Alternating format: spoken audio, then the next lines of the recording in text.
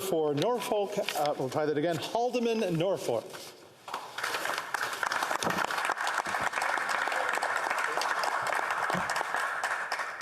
Thank you, Mr. Speaker. I rise today as a representative of the riding of Haldeman Norfolk. Before I begin my thoughts on the speech from the throne, I want to take a moment to express my sincere gratitude to the people of Haldeman Norfolk for electing me. I'm here today and every day of this Parliament to speak on your behalf, to look out for your interests.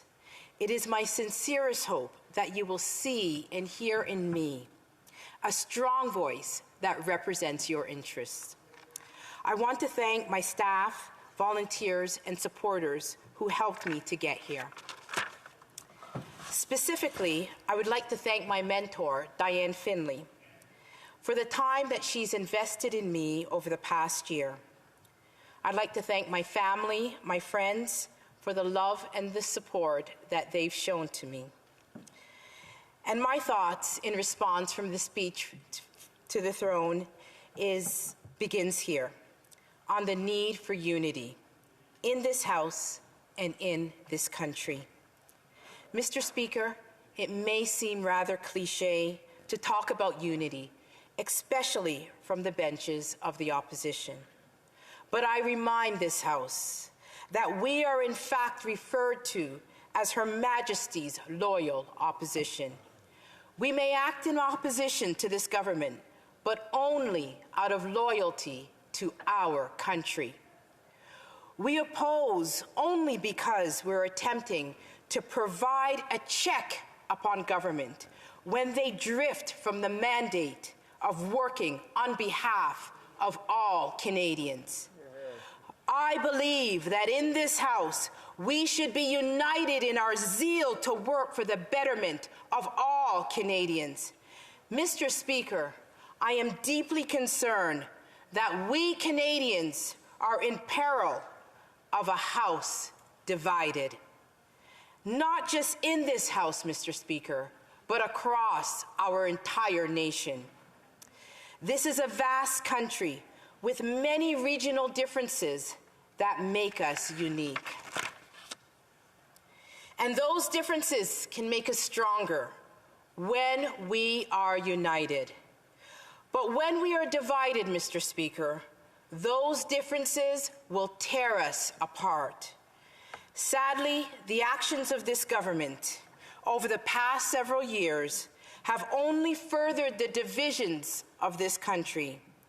We've paid Canadians to stay home while local restaurants and businesses close due to shortage of staff.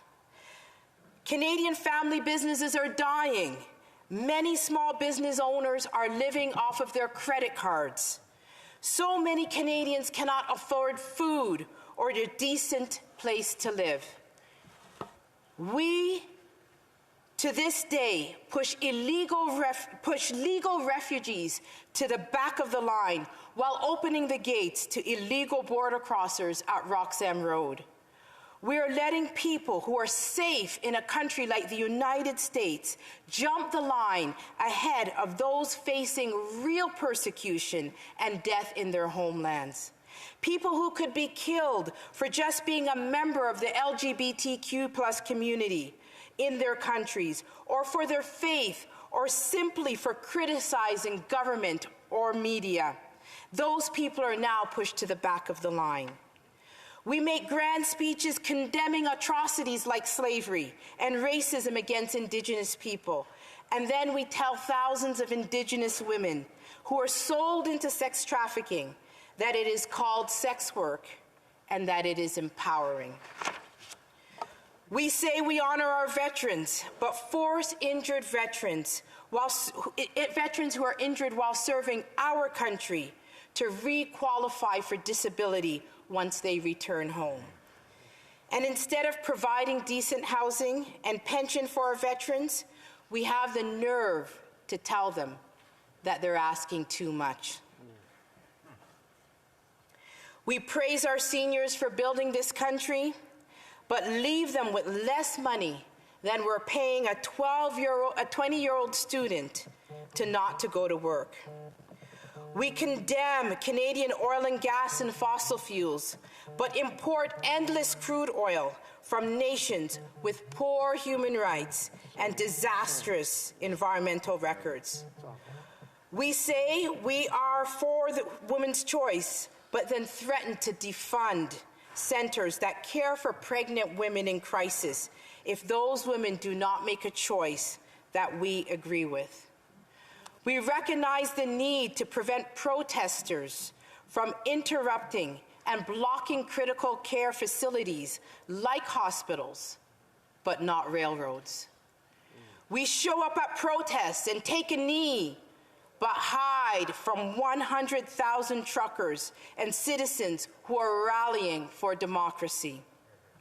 We call for reconciliation with Indigenous communities and an end to protesting, but fail to realize that we too can extend a simple olive branch of providing clean water on reserves.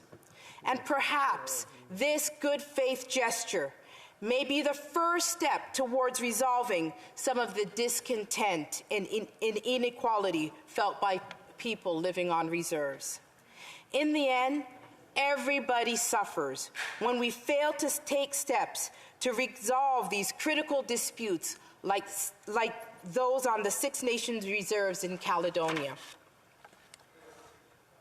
Mr. Speaker, our House in Canada is not just divided, it is becoming fractured.